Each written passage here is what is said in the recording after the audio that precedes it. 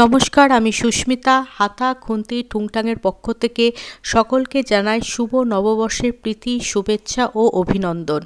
নববর্ষ মানেই হচ্ছে মিষ্টিমুখ। মিষ্টি ছাড়া নববর্ষের ঠিক সূচনা হয় না বা উদযাপন হয় না। তাই এই নববর্ষে নিয়ে এসেছি নতুন একটা রেসিপি, কাস্টার্ড রসগোল্লা। আশা করি আপনাদের সকলের খুব ভালো লাগবে। কাস্টার্ড রসগোল্লা বানানোর জন্য প্রথমে রসগোল্লাগুলো থেকে রস বার করে নিতে হবে চিপে চিপে। আমি ঠিক যেরকমভাবে চিপছি সেরকমভাবেই চিপে চিপে রস বার করে নিতে হবে, যাতে মিষ্টির মধ্যে যাতে রস না থাকে, মানে একদম না থাকলেই যেরকম হয়। এক এক করে সমস্ত রসগোল্লা থেকে রস চেপে বার করে নেব।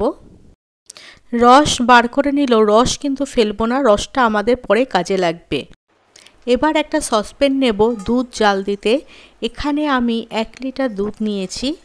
এই রেসিপিটা বানাতে 1 লিটার দুধ লাগবে, তাই আমি 1 লিটার দুধ নিয়েছি। এক এক করে প্যাকেটগুলো কেটে দুধ ঢেলে দেব সসপ্যানের মধ্যে। দুধ ঢালা হয়ে গেলে তারপর গ্যাসটা ধরিয়ে দেব। আগে গ্যাস ধরিয়ে কিন্তু দুধটা ঢালবো না।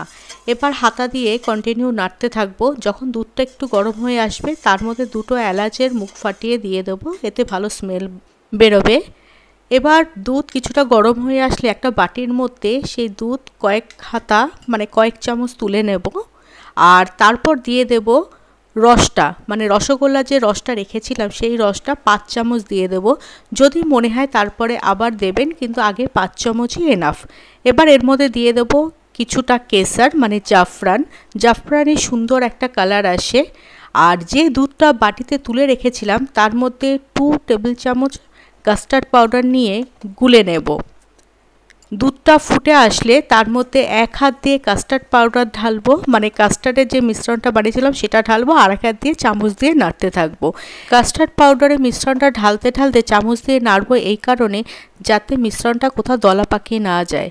একটু ঘন হয়ে আসলে তার মধ্যে দিয়ে দেব রসগোল্লাগুলো, মানে চিপে রাখা রসগোল্লাগুলো। 2 ঘন্টা রেখে দেব ঢাকা দিয়ে। 2 ঘন্টা পর বাটিতে তুলে এবার সার্ভ করুন। ওপর থেকে ছড়িয়ে দিন কাজু বাদামের কুচি আর কেসার। বাড়িতে অনেক সময় রসগোল্লা আমরা দোকান থেকে কিনে আনলেও সেই রসগোল্লা কিন্তু শেষ হয় না, তখন এইভাবে কিন্তু রসগোল্লা করে নিতে পারেন। কাস্টার্ড রসগোল্লা খেতে খুবই ভালো লাগবে, আর নববর্ষে নতুনত্ব রইল রসগোল্লার। আমি এখানে শুধু কাজু ইউজ করেছি, আপনারা চাইলে কিশমিশ, আমন্ড, পেস্তা, যে কোনো নাটস এখানে ইউজ করতে পারেন। এই মিষ্টিটা বানাতে বেশিক্ষণ সময় লাগে না। নববর্ষের আগের দিন তৈরি করে রেখে দিন, পরের দিন মানে নববর্ষের দিন গেস্ট আসলে তাদেরকে সার্ভ করুন। কেমন লাগলো আজকের এই ভিডিওটা অবশ্যই কমেন্টস করে জানাবেন আমাদের, আর লাইক, শেয়ার অ্যান্ড সাবস্ক্রাইব করতে কিন্তু ভুলবেন না।